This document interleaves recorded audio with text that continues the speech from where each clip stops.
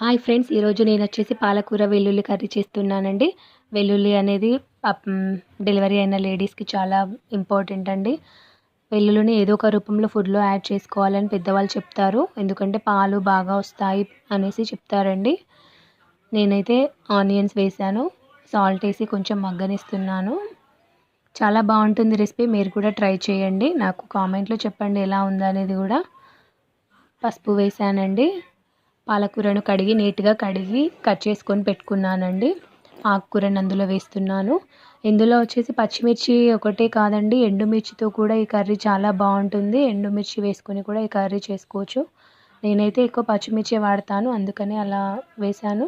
చూడండి, కర్రీ ఇలా దగ్గరికి అయిపోయింది. ఆయిల్ పైకి వచ్చేంత వరకు ఉంచుకుంటే సింపుల్, ఫాస్ట్ అండ్ రెసిపీ అండి ఇది. ఇందులోకి చపాతీ, రైస్లోకి బాగుంటుంది. పెరుగన్నంలో కూడా ఈ కర్రీ బాగుంటుందండి. పెరుగన్నంలో కర్రీస్ కలుపుకొని తినే